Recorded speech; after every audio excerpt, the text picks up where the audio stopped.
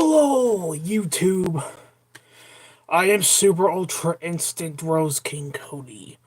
Welcome to my Star Wars: The Bad Batch final season episode 1, 2, and 3 reveal. Let's talk about before I'm gonna show some clips, but I'm gonna keep the volume low. I'm gonna keep the volume silent. And then we'll get into Star Wars theories reveal on each episode. And then I will have my thoughts on the episodes. All right, let's start, ladies and gentlemen. All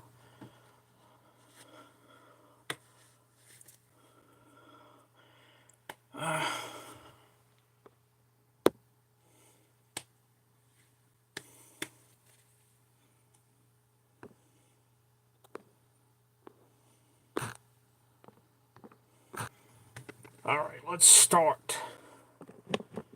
I'm gonna keep the volume low because last time I did this, it actually worked pretty good for me. I want to talk about some clips.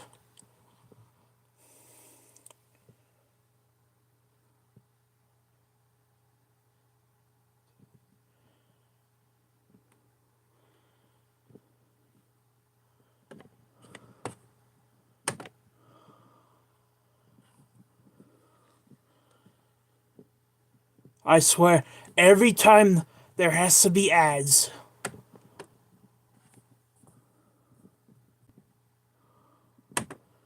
So this is the scene where Omega. I don't even like that name. She is finding Cross Cell in this prison cell, right? So apparently, you know the Empire. They don't care no shits about the clone troopers, right? Because after Order 66, they literally found them irrelevant. They didn't care about them. They just throw them to the wayside like they don't exist. They don't exist. Like they don't matter. They don't matter to the Empire. In other words, they were just used for pawns in Palpatine's game. Okay, so you know the clones are in prison, right? So yeah, I feel bad for these guys.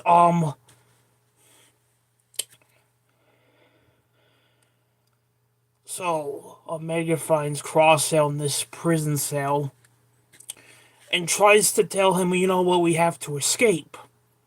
We have to escape from this unpos un. So in other words, Palpatine. This is Palpatine's little base he is going. And I have a theory what I think this could mean. What this could mean. It can mean two things. It can mean that Palpatine is literally trying to make clone bodies of themselves through this laboratory Sith, whatever it's called. And then, or this could be Snoke. It could lead to Snoke being created. So that's my two theories on that. I'm sure Theory will have his own theories, but yeah. So she tries to get him to agree to escape, and of course he has to be stubborn and say, "I'm not going nowhere, man. I already tried to escape, and you see how that turned out? See how that turned out?"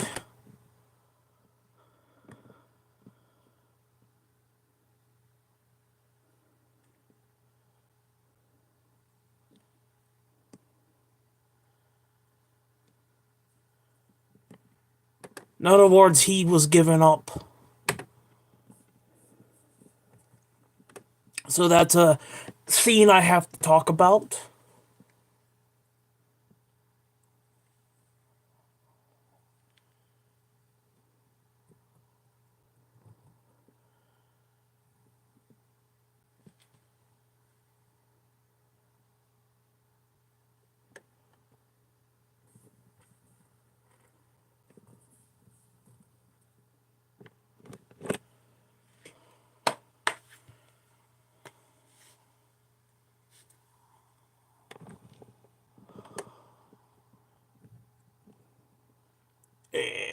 What next?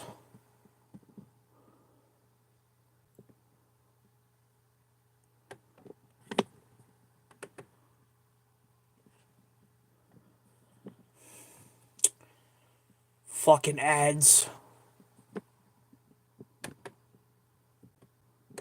You know what? Let's put a little bit sound into it. In other words, she's trapped in that impossible Imperial prison. You know what's interesting? What's the Empire gonna do with her? I can tell you what, it's not gonna be anything good. It's not gonna be anything good because you know the Empire, they don't care shit, man. They don't care. Um, they don't freaking care, man. They don't care. As for this woman here, I don't trust her, man. I do not trust these Imperials. I just don't. She's up to no good. She pretends to be a friend. But here's the thing. When I was watching the episode, I'll say, nope, don't trust her. Don't trust her. Like, no. Don't. So, in other words, don't trust the Imperials. Don't trust them, yo. Like I said, I'm not gonna play the whole damn clip.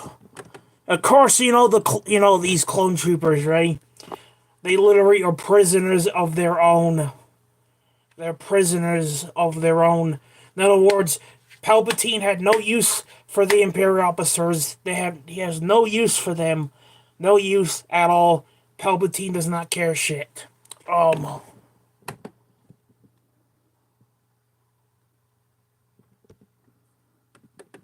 You know what? I'm gonna share this live to Instagram. Last time I did a live, I got 3 likes. Let's see if we can pull that off again.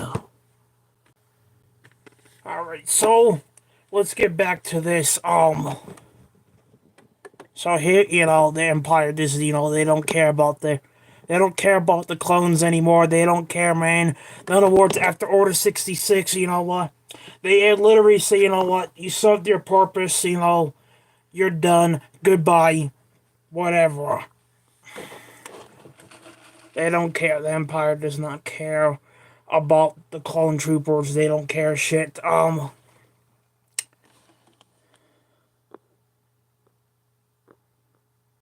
Empire really does not care shit. Alright, I'm back. I just had to share my live. You know what? I'm gonna share this to my Twitter. Okay? My Twitter.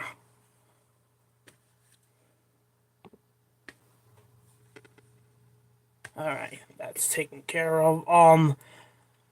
Let's get back to this. So, the Empire does not, like I said, they're using the clone troopers for their own reason, their own benefit. They don't care, man. They don't care, man. They really don't care shit.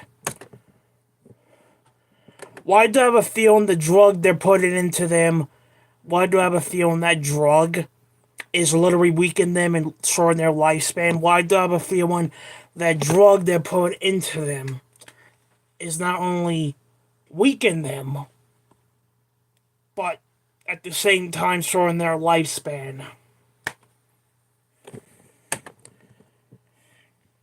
They don't care, man. The Empire does not care shit.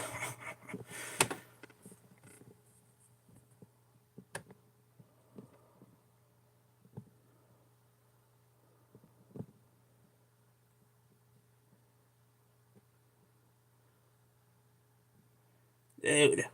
Are these all the clips this guy put on his YouTube?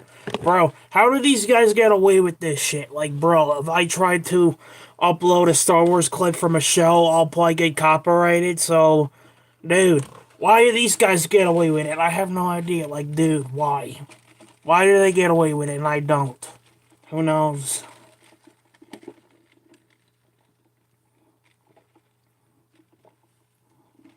Empire does not mean the YouTube, other creators, YouTube's rules are strings, man.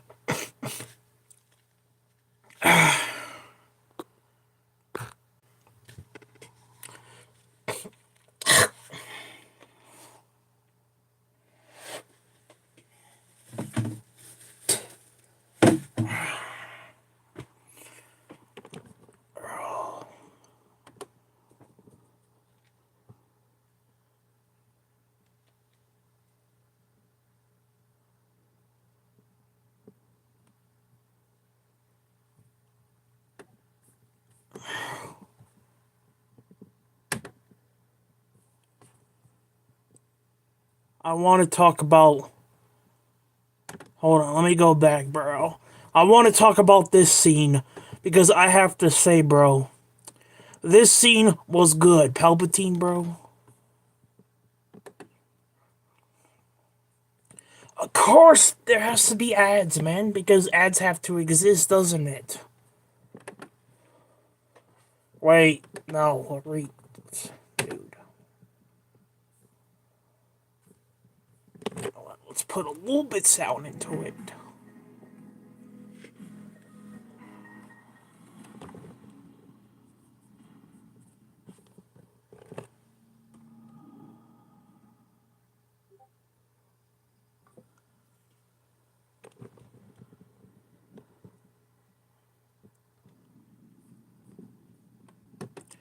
Dude, I love that scene, bro.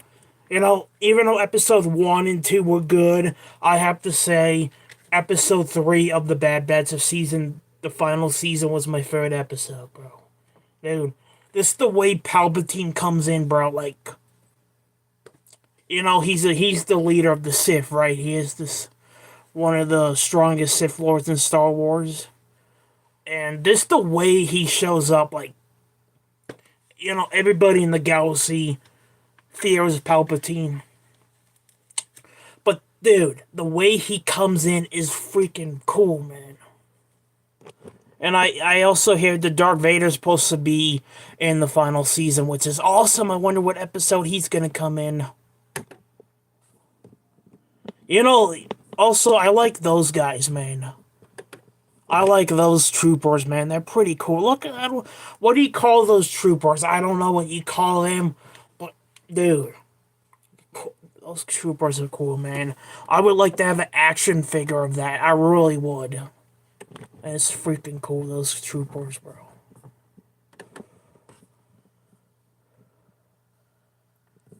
And, you know, I'm not going to play the sound, but they have the Palpatine theme song. You know, Palpatine's theme song literally plays during this scene. Like, the whole scene in this episode where Palpatine's around, they play his theme song. Badass.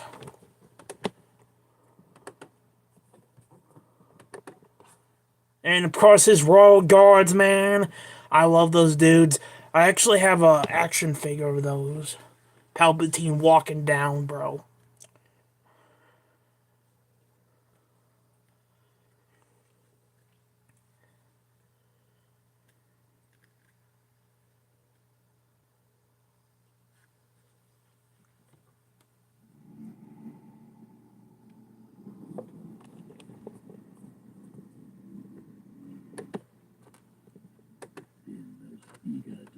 Emperor, your presence is an honor.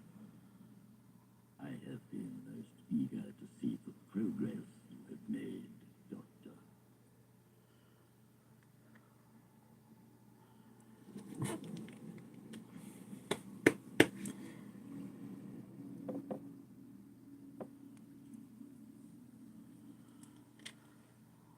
We have quadrupled our objectives in record time. The exotic matter facilities have expanded, providing alteration and testing of much larger assets. I like that his Royal Guards just follows him around, bro. However, that is not the reason why I am here today. Of course, Project Necromancer. I wonder what that means. Project, whatever it's freaking called, man. Like I said, I can take a couple guesses what that means. One, they're building a super weapon besides the Death Star. Reason number two, it could be Palpatine trying to make clone bodies themselves. That way he can stretch his essence into a clone body of himself. They're trying to make clone bodies of him. You know, if anything happens to him, he can just stretch his essence into his clone body. The same. Or it could be Snoke. Those are my three theories on that.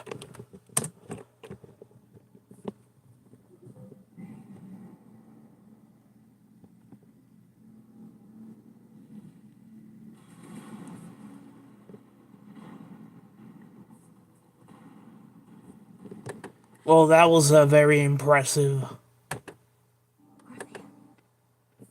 Bro, Palpatine is cool. He's actually one of my favorite characters, but Darth Vader's my fourth, and then Yoda and Grogu are my second.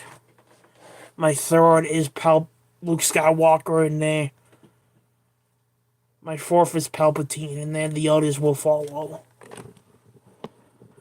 That was such a very cool scene, bro.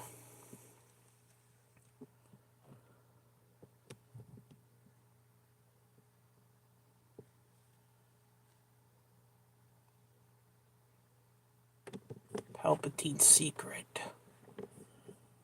Like I said, I have a couple theories what that could mean. I already told you what that means.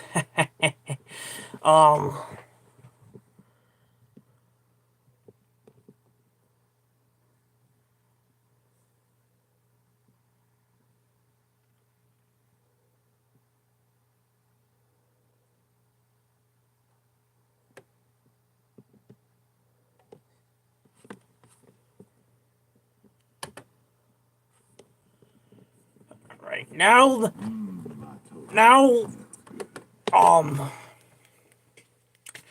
I will talk more about the episodes, after we watch the reviews of this guy talking about it in their Star Wars theory, and then I'll get my thoughts, and then I'll end the stream. But it won't end anytime soon. I'm just saying we got a couple videos to watch. Alright. Now we can put the volume up.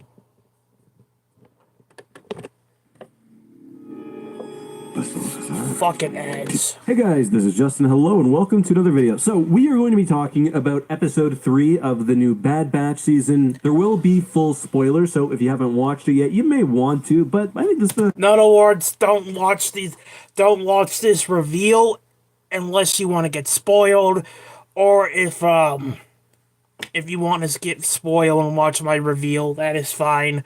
If not, if you want to watch it anyway, that's fine. If you want to come back to this reveal, watch it, but spoiler warning, like the guy says, you've been warned. So, yeah, you've been warned. the kind of show where spoilers are alright. Big vibe show, at least for me. If you want to see my full review, by the way, you can check out the video I uploaded yesterday. It's largely about Battlefront 2, but I did throw my thoughts on the new season so far in at the second half. So, episode 3 of The Bad Batch did something very cool by giving us scenes with none other than Sheev himself. Emperor Palpatine visits Wayland, and we get a look at his appraisal of the secret projects which are going on there. Now, it's very clear throughout the entire season, really, for even longer, that whatever's going on Wayland has something to do with cloning. I mean, obviously, and there's an See what I mean? Even this guy thinks it has something to do with Palpatine creating clones of himself. That way, if he dies, he can just trans his essence into a clone body of himself. In other words, he did that when Vader killed him in Episode 6, which I disagree with. Literally trans his essence to a clone body. Yeah, I'm sorry, but I think the clone thing is pretty cool, but Palpatine shouldn't have stayed dead when Vader killed him. I'm just saying, he shouldn't have stayed dead. connection with Force cloning. The scene that we got in episode 3 not only references this, but also, I think, makes connections which run deeper throughout the new Star Wars television universe connecting to the films, and I thought it'd be worth taking time to discuss that. So, while I'm sure most of you picked up on the connection, it's actually made explicit in the episode, as when Palpatine visits, Dr. Hemlock realizes that he's here to see, and I quote, Project Necromancer. We'll get back to that in a second, but I did also notice that he talked about exotic materials, very large testing. My mind immediately went to the space monster around Exegol from the Darth Vader comics. I doubt that's what he was. I have to say, that was a pretty interesting comic of the Vader comics. That was actually pretty good. In other words, Vader found Palpatine's little secret base on Issagar. In other words, he found his little fleet of ships that can destroy a planet. In other words, Vader discovered way before the sequels, way before the sequels even exist. And I like that they tied that in. So here's the question: if Vader actually knowed about that, why did he not tell Luke Skywalker? Why did he not tell Luke Skywalker on his deathbed? Oh, by the way, Palpatine has a secret base. You might as well go there and destroy everything. And also, he can come back to life, bro. Get rid of everything. I'm just saying, that would make more sense if they did that. Just saying, just saying, that would have made better sense.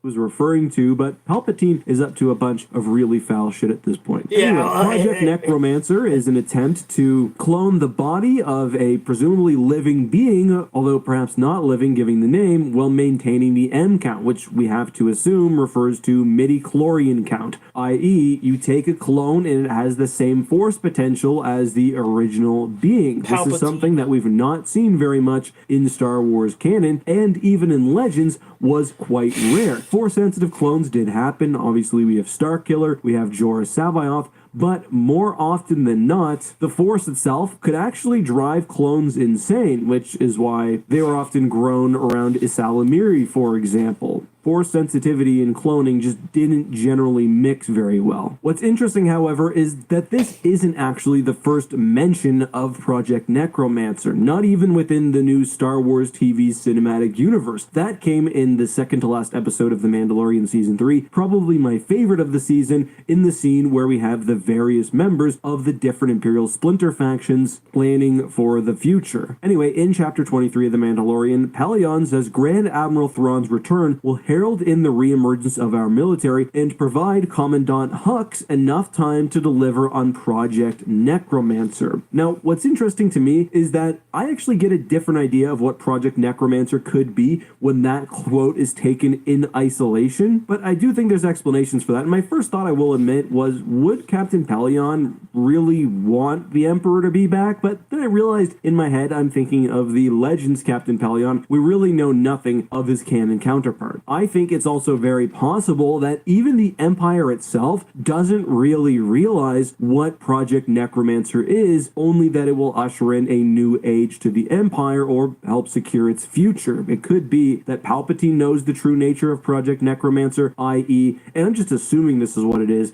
that it will return him to life in a new clone form. Everybody else could believe it's whatever it's so-called because it's bringing the Empire rather than Palpatine himself back from the dead. I do think we will get more hints about how this works throughout the season. I mean, Wayland and Mount Tantus are going to continue to be important. We know that they appear in future episodes, so we'll learn more about the science that's going on, and I suspect there will be at least one big reveal towards the end of the season, which hopefully ties in with the other shows which are developed and already out, and as well Episode 9. For me personally, I am not someone who's unhappy that Palpatine came back. I've said this before. I talked about it, I think, last week. Palpatine is the guy. He's the ultimate evil. He's the devil incarnate. Him coming back, to me, always made sense. What I do hope is if we're going to go down this path, let's take some time and learn a bit more and try to fix some of the lore, because right now, things are extremely messy. We've got the First Order, which is one thing. We've got the Final Order, which is apparently something else. Presumably a project like Project Necromancer would be more related to the Final Order than the First Order, so who knows about it within the Empire? Was Pellaeon really in the know all those years ago? Like, there's a lot to figure out. And this show is not going to be able to do all the heavy lifting itself. The movies should have given them more to work with. They didn't, but if that's how it's going to be moving forward, well, they should try to go back and make things a little tidier. The other thing I will caution against, however, is don't take this one scene to invalidate all other theories when it comes to cloning or cloning-related scenes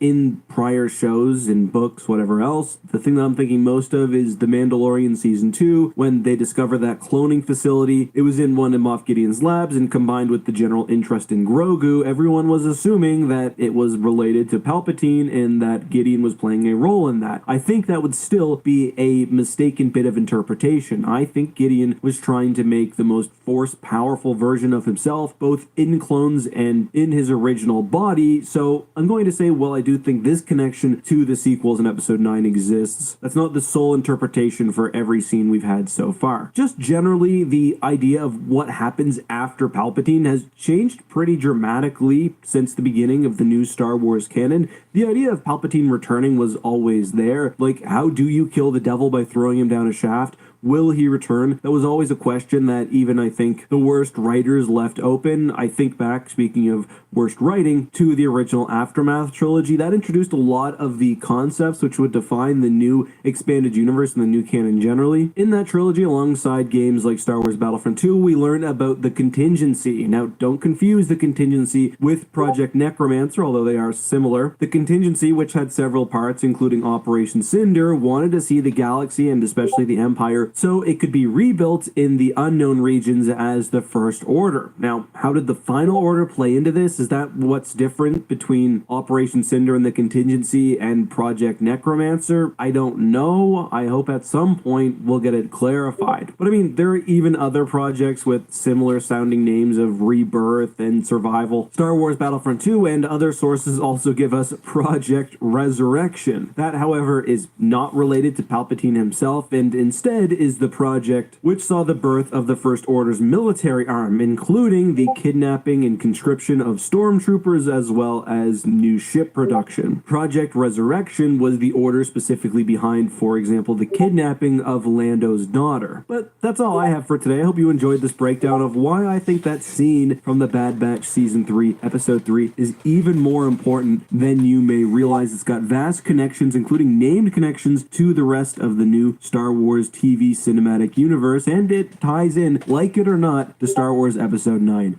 Personally, I don't like Episode 9. I like some of the ideas, and I think it's not going... Yeah, I agree, you know. I like some things from Episode 9, where that Episode 9 was pure shit. The only things I liked from Episode 9 is how Palpatine returned, you know, the clones or whatever. The Final Order was cool with the Sith Troopers. That was freaking cool. The map to lead to Arsagar. That was cool. Stupid fucking Rey. And one of the most pathetic villains in Star Wars, in my opinion. Kylo Ren versus Rey on the second Death Star. I mean, what's left from it. That was cool. Seeing Palpatine's throne room, even though it was pretty much destroyed. I don't know how the Death Star survived because we literally saw it blow up. So, how did it, part of it survive? I don't know. Unless when Episode 6, if you guys actually notice something, Remember when the Death Star 2 exploded? Remember when I swear. People, stop. Okay, hopefully that will stop. As I was saying, if you notice when the second Death Star exploded, this giant piece, rather than that the Death Star exploded and went bye-bye, but except for this one little piece of the Death Star, that came off. That went down somewhere. I'm guessing that little moon on Endor. I'm gonna take a guess. That's the big piece, what's left from the Death Star. That's probably Palpatine's throne room, part of the Death Star. And then the Death Star exploded, got destroyed. But that one piece that came off the Death Star when it exploded, I think that's what that is. That's my theory on that. Because, I don't know, but you might... Let me show you guys what I mean. Jesus, man. Fucking Discord, bro. So I'm gonna show you guys what I mean. Okay? This is my theory on it.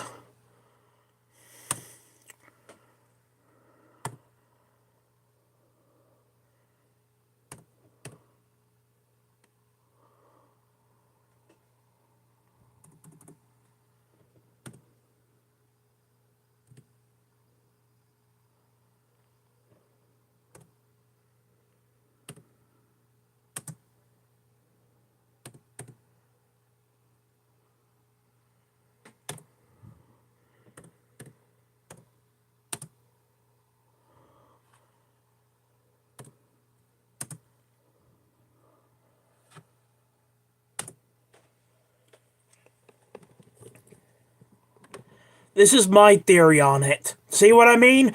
Dude, even he knows, bro. Even he knows about that. See what I mean? Someone did a video about it. See? See that piece right there? See that piece? That's the piece that came off the Death Star when it exploded. Rather than that, the whole thing got destroyed. But that piece right there came off of it.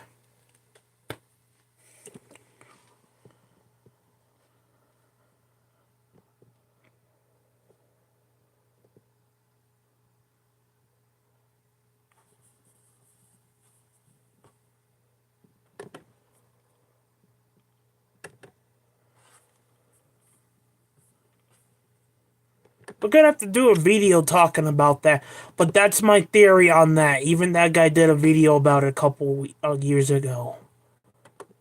Like, dude, I'm not kidding. That's what that giant piece was that came off the Death Star when it exploded. Rather than that, the whole thing went bye-bye, except for that one big piece that actually did not get destroyed. Well, it did, but, you know, a giant piece comes off the Death Star when it explodes. We're gonna have to do a video about that sometime, you know what I mean? We're gonna have to do a video, you know what I mean? Because that piece did come off the Death Star. Just saying, it came off. That is my theory on that, you know? That's what I think that is. Well, other people do too, but that's my theory on that. Like I said, we'll have to save that for another video.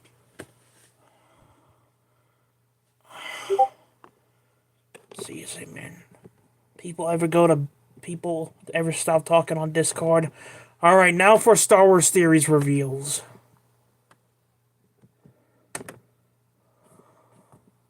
Introducing the incredible new footlong sidekick. Fuck you, man.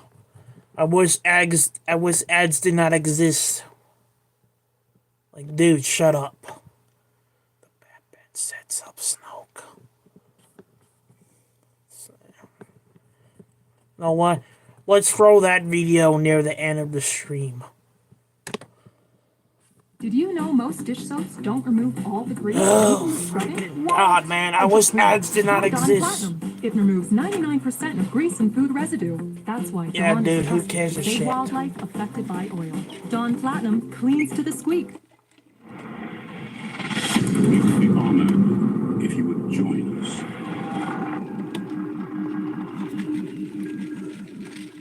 What's up, guys, and welcome to The Bad Batch Season 3, Episode 1.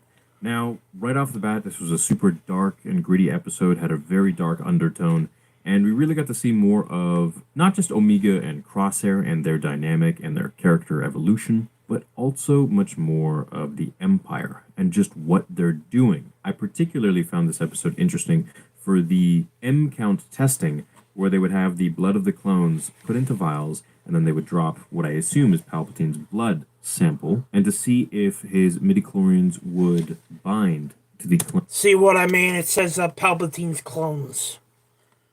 clones' blood themselves. So let's begin Episode 1's breakdown. And before we do, throw a thumbs up on this video, and we can begin. As we start the new season, we pick up what seems to be in a small bit of a time jump. This episode really just establishes how dangerous the planet surrounding Mount Tantis is. It's basically Jurassic Park with tons of massive Yeah, creatures pretty and much. monsters, which we see with the stormtroopers crashing nearby and being eaten. Omega is reclaiming her old position as lab assistant, where her blood is being taken to check her M count. This is her midichlorian count, or rather, how she can actually adapt to a high M count, as they check all of the subjects and the clones here. Now, this M count is in hopes of a suitable match for Palpatine to continue his project Necromancer, which is kind of what Snoke became. Yeah. Essentially, her M count is significant because Yep. it means her body won't reject Palpatine's midichlorians if they're mixed with her. We meet up with Nala Se, and Omega tells her that her blood needs to be checked, at which point Nala Se immediately deletes the records of it and the blood sample. She knows exactly what the Empire is trying to do, and probably deletes it because she knows what Omega was created for. Most likely a suitable... I have a feeling that Karen Alright, the last of her kind, The Empire's gonna find out what she is up to. That she's actually get rid of the essence of the DNA of the blood samples. I have a feeling in episode 5 or 6 that they're gonna find out and they're gonna kill the last Kevin Owen. Just saying, you know what I mean? She'll probably die. The Empire will probably figure that out. You know what I mean? Because the Empire's not stupid. However, the Force Order, they're stupid. But the Empire, the Galactic Empire, no, they're not. They're not dumb. But they're gonna find out when they do. That Karen Owens gonna die. You know what I mean? I can really see that coming. My prediction is she will be killed off in episode 5 or 6. That is my prediction. Host for Palpatine. She does this because Omega is very special. She carries a very high M count, and if the Empire found out, they would use her for her blood and cells to further Palpatine's evil plans to live forever, most likely killing her. Nala Se enters the highly secured pathway to something we don't know about yet, which, as we saw in the 3rd episode, leads to the same type of layout as Exegol, with the pods of Snoke being created. Now, in the 3rd episode here, which we're going to get into in major detail, I don't know if Snoke is necessarily in the chamber or the tomb or the bacta tank, whatever it is. It could very well be Snoke, or it could be a young Palpatine, which I think would be much more interesting. Oh yeah, dude. Theory is good at breaking these things down. That's what I also think as well. And the bacta tank and those clone bacta tanks, man. I have a theory it could be Snoke being created, or it could be a Palpatine clone. Me and Theory have the same idea, the same thing. We have the same theory on that.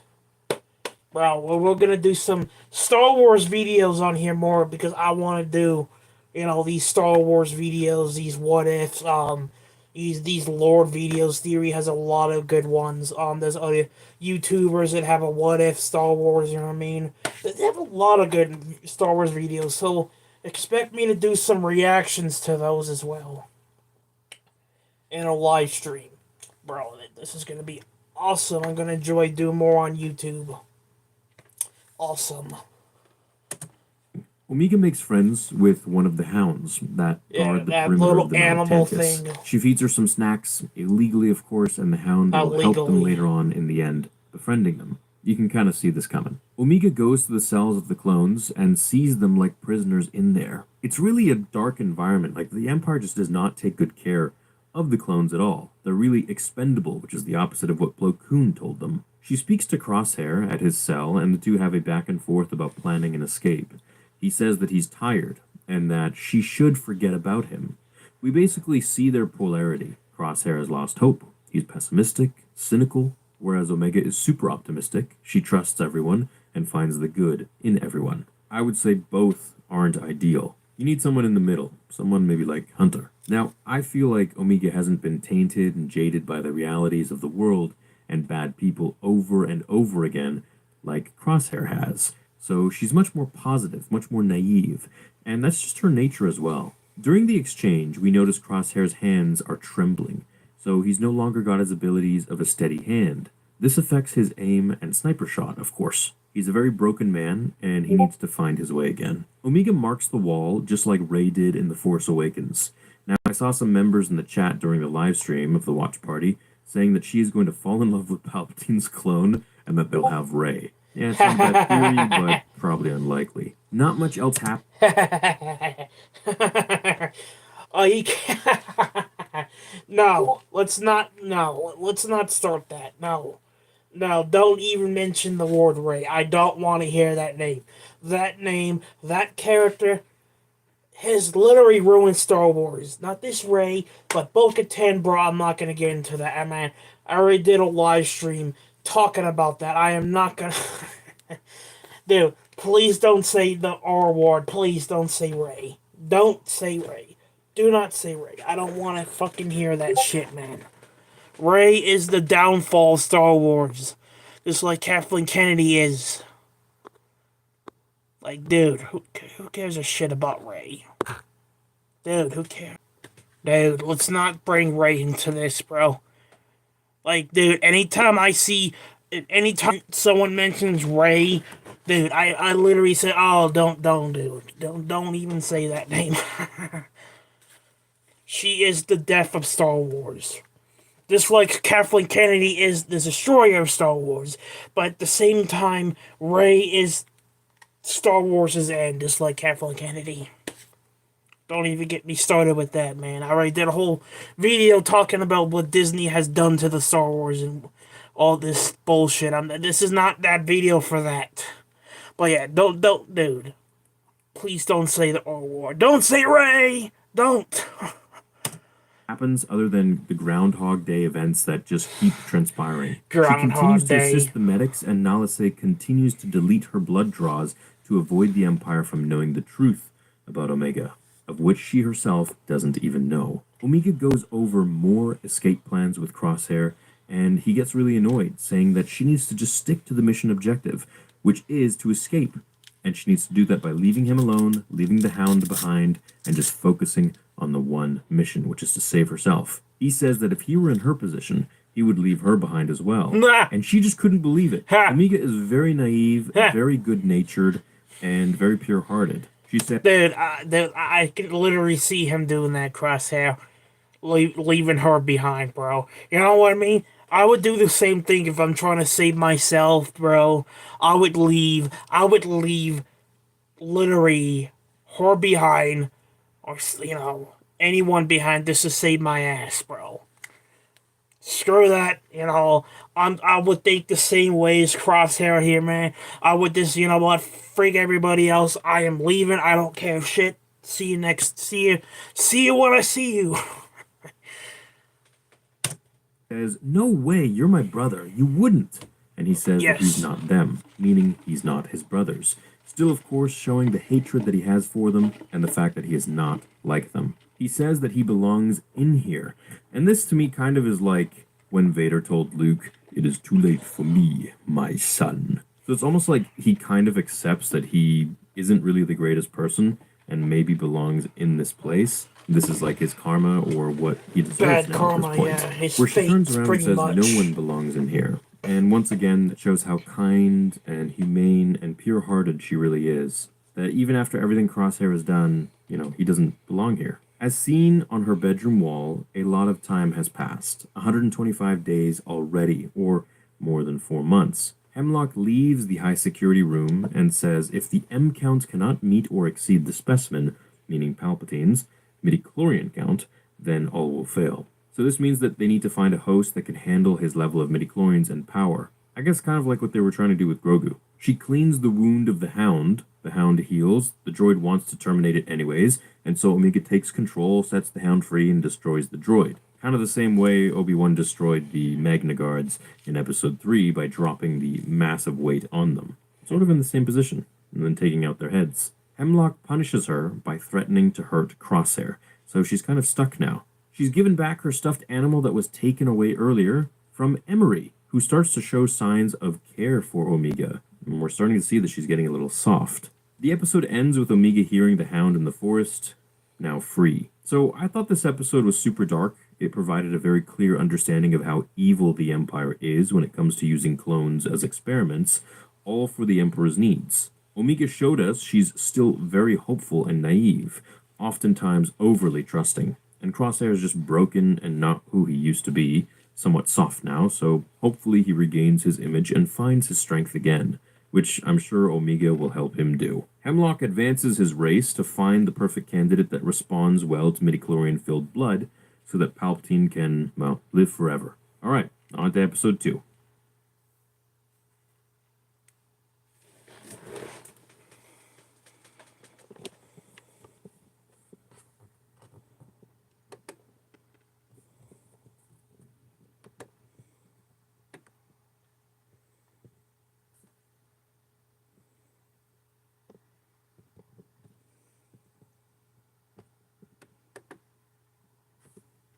When I see you there, my heart surrenders.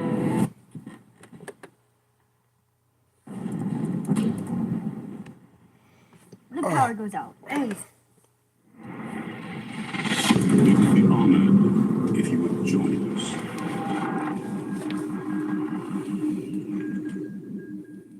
Bad Batch Season 3, Episode 2 was really a quick episode. There's a few things that I'll explain and run down because they are important, but as for the breakdown in general for this one, it's really not long. It starts off with Wrecker and Hunter delivering a pike from the Pike Syndicate to the Durand family. Now, Lady Durand gives the location of Mount Tantis to Hunter and Wrecker, where they're given the location of his lab, as Mount Tantis is still a very secret base and no one really knows where it is, at least not outsiders. Echo and Rex need 2 rotations until they can meet the boys at the coordinates, which is great. Now we're going to see Rex. So Hunter says he's going anyways, and Wrecker tells him, remember what happened to Tech, essentially. They land on a jungle planet and find Hemlock's lab destroyed. As they try to get down there, they find young clones who ambush them. They were left here by the Empire, who transferred them off Kamino. You know what I was thinking when I was watching this episode? I think one of those clones could be Boba Fett, because you remember Boba Fett was a clone. That Jango Fett wanted Dooku to create a clone of himself. That's how Boba Fett became a thing.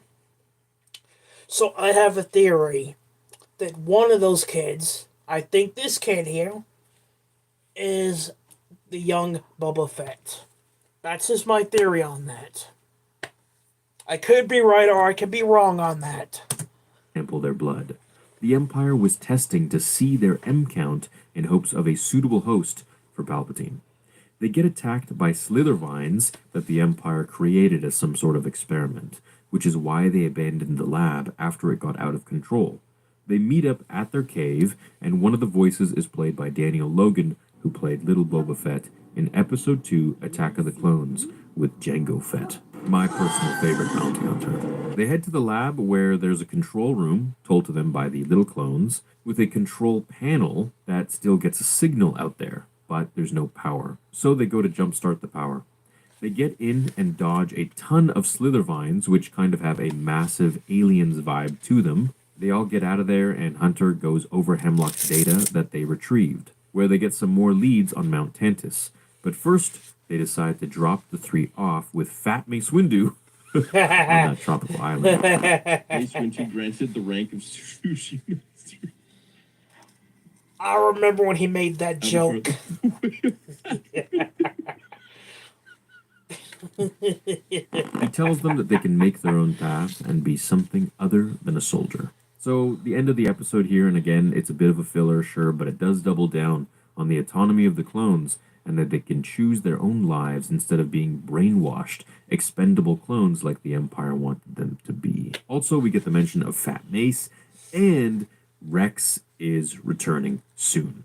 Awesome. Can't wait for him to save Omega or go to the facility and we can see what happens. Because as of right now, the boys don't know that she actually does end up escaping, unless she contacts them. But I guess we'll see. On to Episode 3.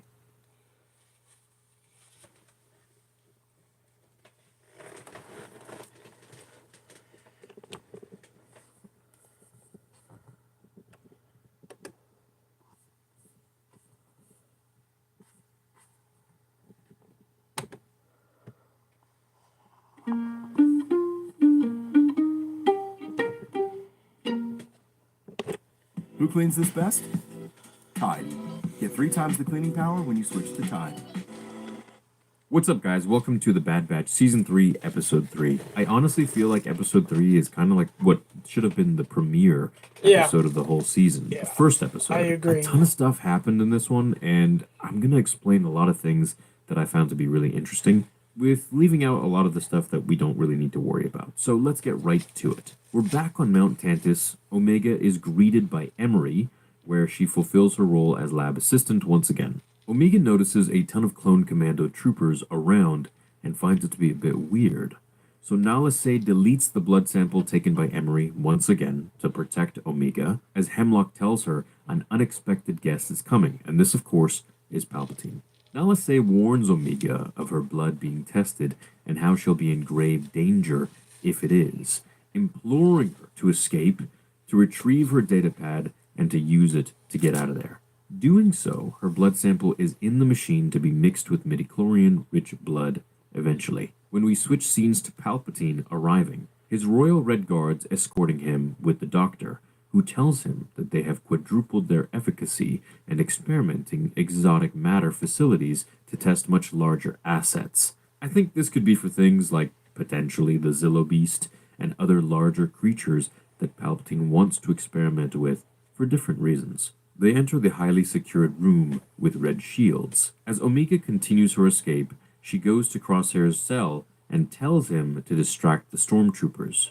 When he does so and gives them an order, they scoff, and we see how the stormtroopers think they're higher in command than clones, which is how the Empire has basically made things to be. That clones are obsolete and stormtroopers are the upgrade, when in reality, it's so the opposite. Yeah, Palpatine just wanted exactly. a larger army, and he felt clones were too costly for the size of the army that he wanted.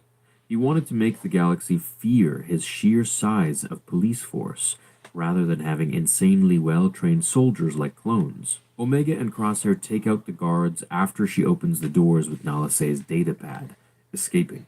She notices Crosshair's hand is getting worse. So this is because, I think, of the experiments being done to him.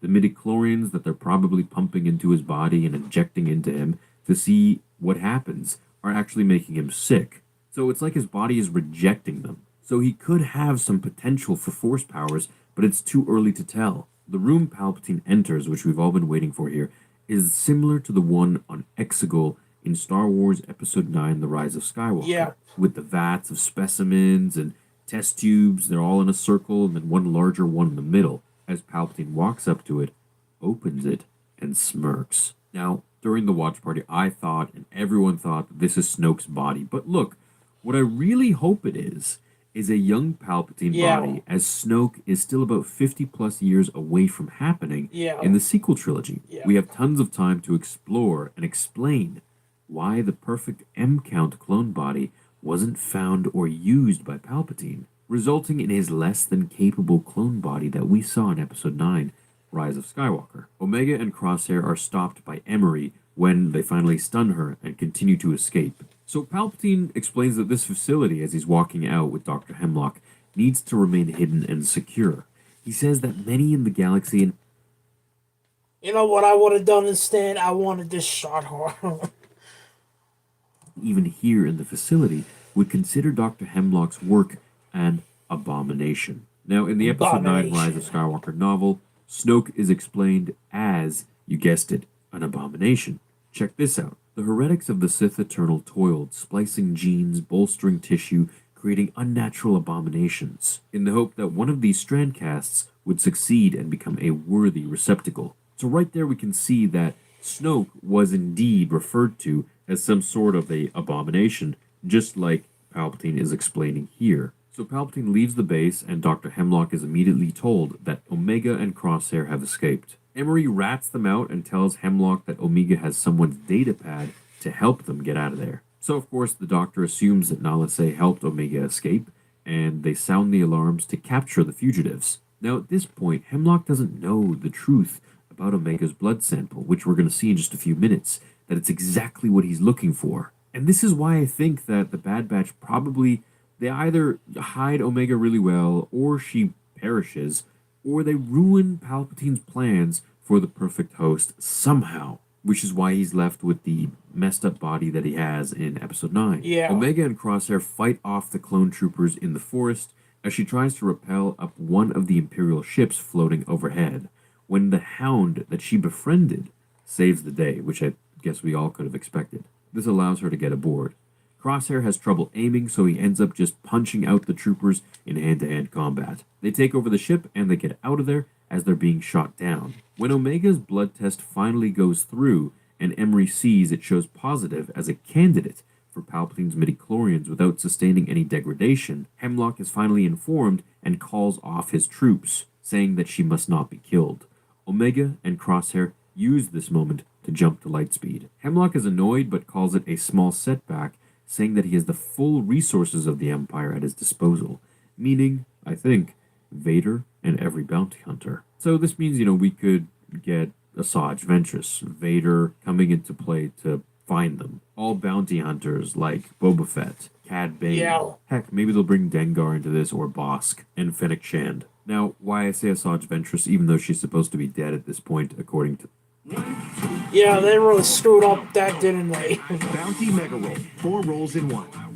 to the Dark Disciple. Not Yeah, she, Ventress was supposed to be dead. Because that comic, that book explains that she should be dead right now. But how is she alive? I'll tell you, Disney, retcon, another freaking Star Wars thing. That's what they love to do. They like to retcon. And I have to say, I like some of the retcons, but I hate a lot of them. Like, the Ahsoka episode, will she beat Darth Vader? They retcon that fight from the Rebel show. In the Rebel show, Vader won that fight. In the live action, they retcon that and made it well Vader lost to Ahsoka. By the way, bro, I was so mad at that. Like, I was blowing up on Instagram when I saw that. And to this day, I am still mad about it. That was probably one of the worst freaking bullshit asshole retcons I've ever seen in my life. Literally the fucking worst retcon. novel after she was killed by Count Dooku in Furious Lightning is because in the screeners for The Bad Batch Season 3, we did see her. And the actress actually goes on to say that this is just a taste of Asajj and we're going to see a lot more of her. So either these are flashbacks or she's actually not dead. Personally, I really like this episode. I don't like how they're connecting it to the sequel trilogy, but in my mind, I'm thinking that, all right, you know what? They're going to try and set up something that was supposed to be much more grand than what the Palpatine we saw in Episode 9 actually floated his consciousness into. Meaning there was supposed to be an entity that was much stronger and much more capable than what happened to him. And the whole Snoke thing, I mean, I would love it if Luke ends up fighting a young Palpatine clone who is the perfect vessel and is actually what Palpatine is using for a bit for his training. Oh, kind of like he did in the how Luke fought a younger Palpatine clone in the Star Wars comic book series Dark Empire. Yeah, remember when Luke was fighting a younger clone of Palpatine in the Dark Empire books? That was cool. You know what's so cool even more? They have an action figure of a younger Palpatine clone. And I have that saved on my Amazon wish list. Eventually, I am gonna get that because, bro, that's an action figure I must have because I guarantee you, not everybody has that action figure. Yeah, I like the Dark Empire books. Those were good, including when Leia saw another Hutt. When Leia saw another one of Jabba Hutt's people, and she says, "Well, oh yeah, the Hutts, that smell. I don't like the Hutts. I can imagine why. Because you were a slave to Jabba the Hutt in Episode 6. You were next to Jabba the Hutt for a long time. In other words, he slicked you literally with his tongue. And you hate the smell of Hutts. It's because you had to endure it. But I like that, you know. I don't like Leia's character, but one thing I will say, the only time she was good, the only time she was useful, is when she was a slave to Jabba the Hutt. Number one, Leia looked hot in that bikini, going bikini. And number two, Leia just being tortured by Jabba the Hutt, becoming a slave. Let's just say she deserved it for all the Boston Luke and Han in the episode 4 and 5, and they become a, annoying character in the sequels. To me, she deserves to be a Hutt slave to Jabba the Hutt. But she hates the smell of Hutts. Yeah, I can imagine why. You were a slave to Jabba the Hutt. In other words, you were next to him. You could smell him, you know.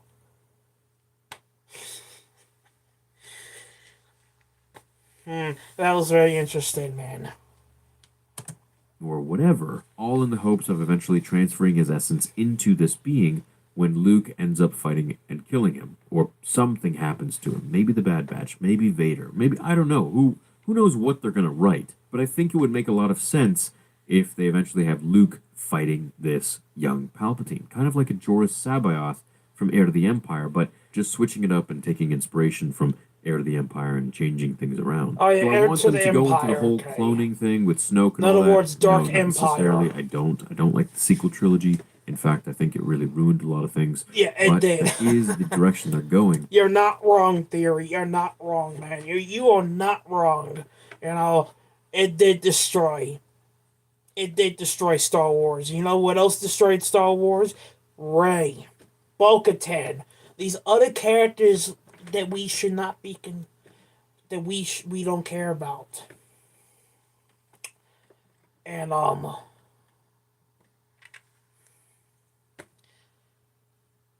else is bad.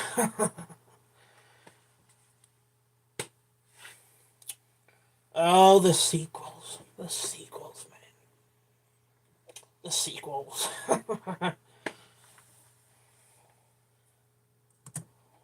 And I would love to explain how I think, or rather, how I hope, how I hope they're going to create some sort of story in between this time, which will eventually be destroyed or burned or killed or whatever happens to this being or this antagonist that they're about to create and introduce to us, hoping it's not Snoke, which will result in the pathetic form that Palpatine was in Episode 9. These are just my theories.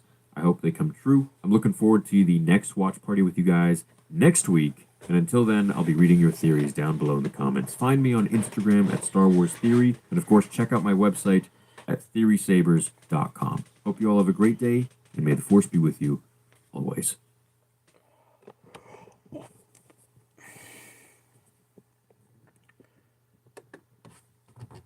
Very interesting.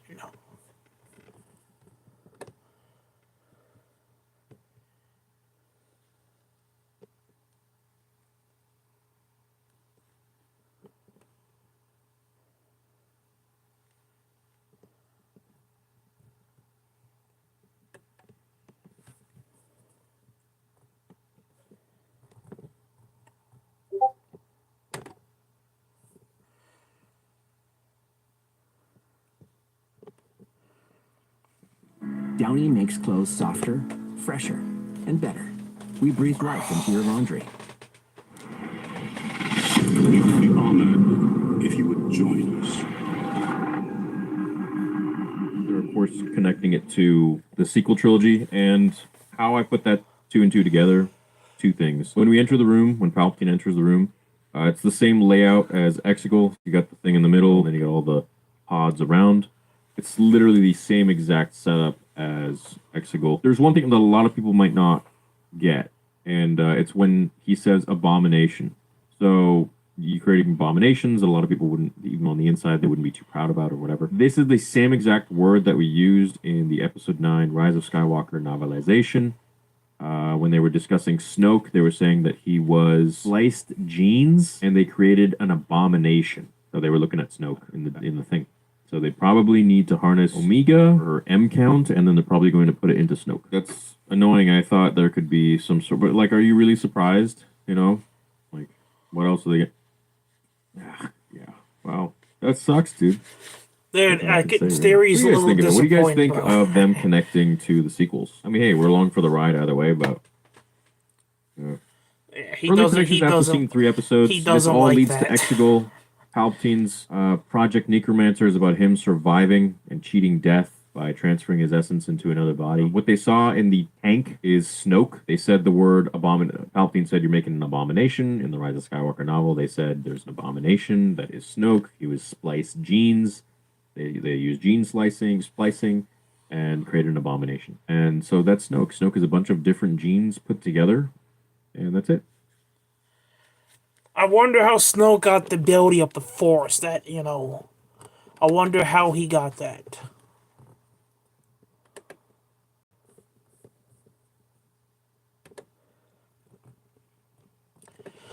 All right, now I'm gonna talk about Now I'm gonna talk about my theories on what theory was just talking about, and they're talking about. I already told you about how the episodes, right? But I'm gonna go more into in depth with that. I mean, it's a little bit, but they already pretty much explain, and I already told you my theories on what this could mean. You know, I'm gonna talk for a little bit, and then I'm gonna end this live.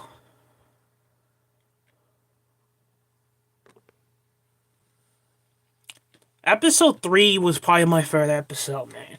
It was probably my favorite episode of The Bad Batch. So far, 3 episode premiere. Episode 1 was dark, it was good.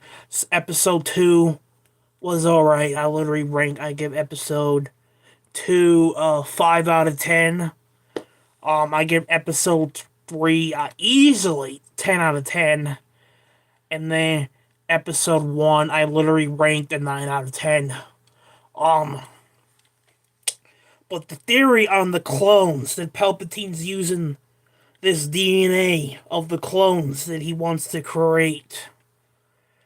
And like Asteria said, it could be two things. It could be a younger clone of himself, or it could be Snoke. I agree with that. I agree with Star Wars Theory 100% on that theory. I also have the same theory on that. I also think the same thing. Believe it or not, I don't want this to tie into the sequels either. Because the sequels with this terrible. But if you want to make it sense, if you want to make it sound like make it look like a good storyline, make it have sense. How did Palpatine survive?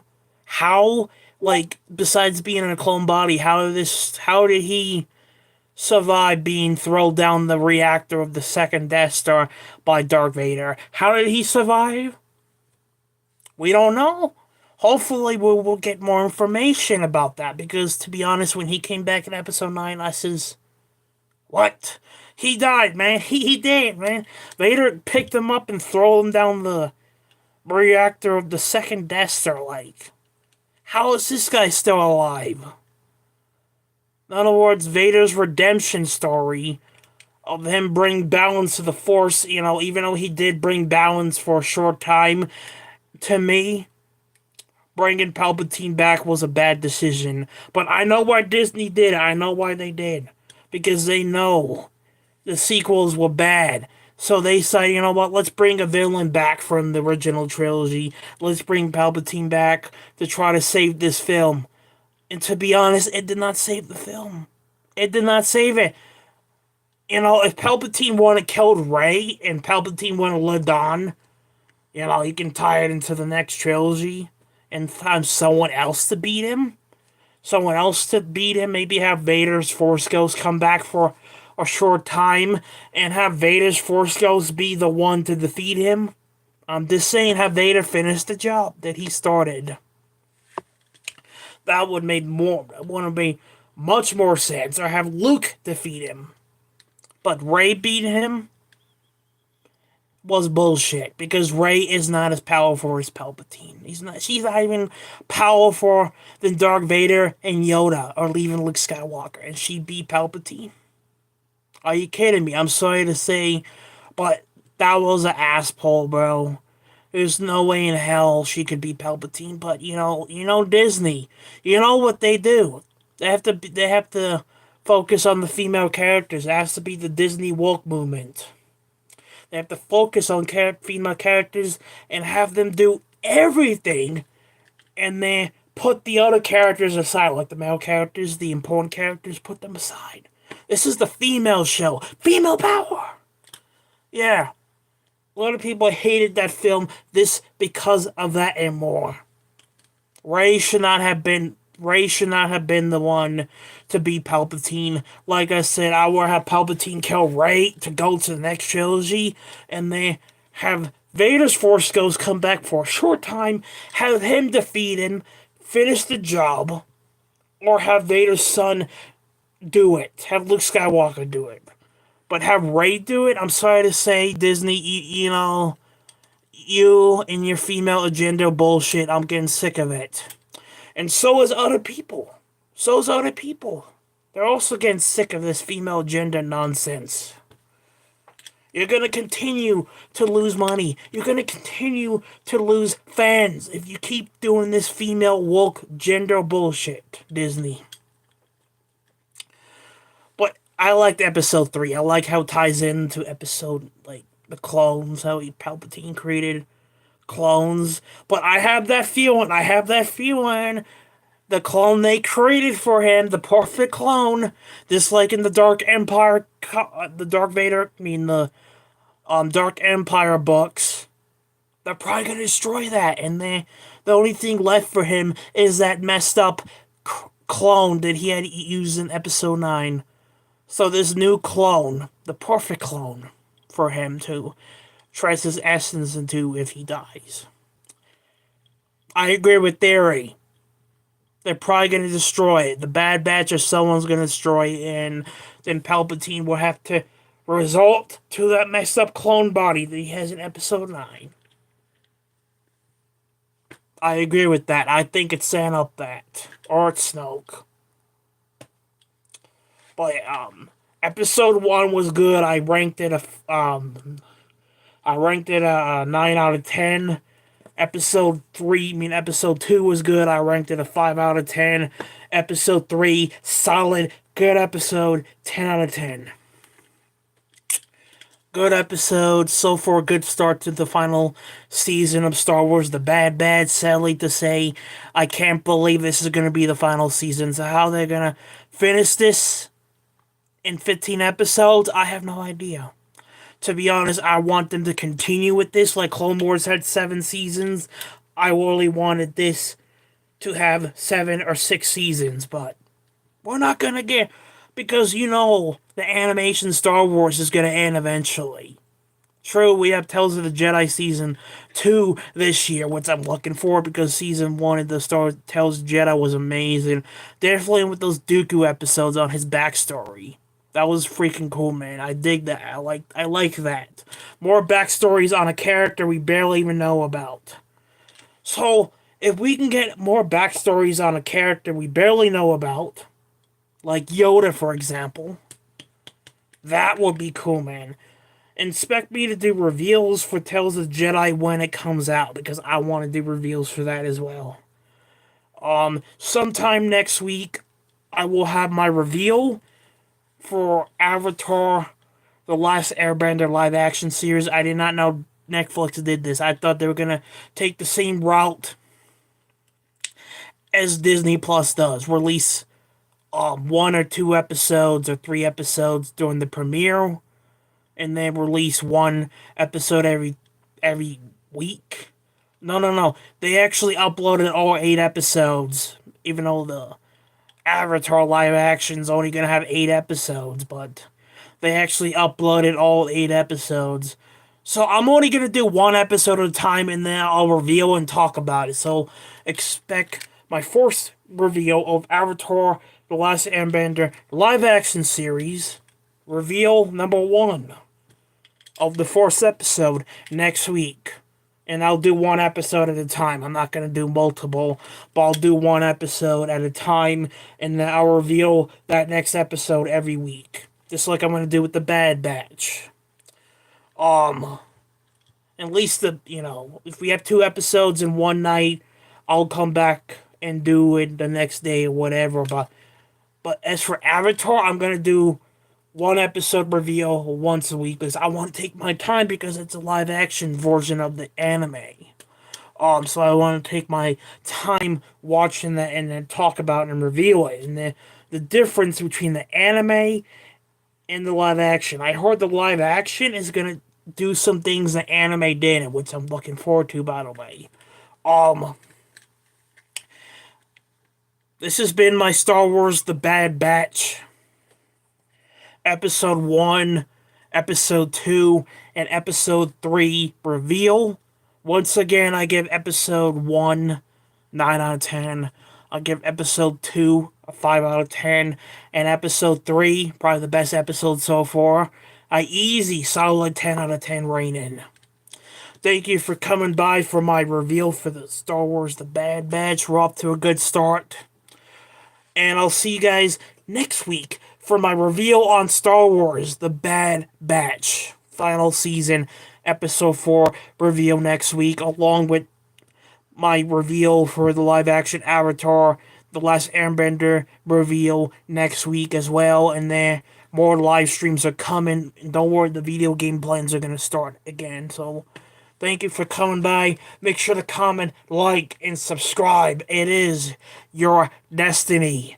And I'll see you guys on the next video. May the Force be with you.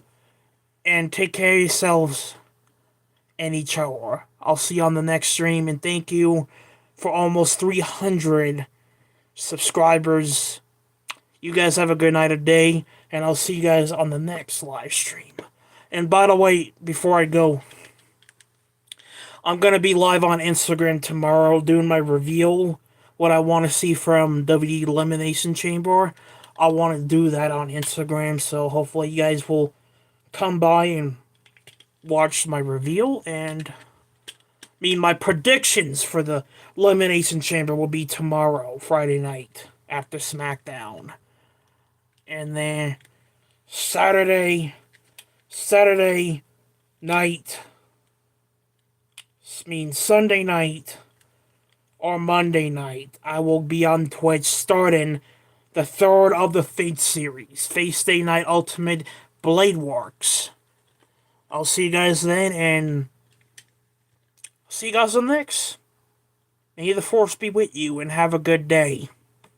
Peace out.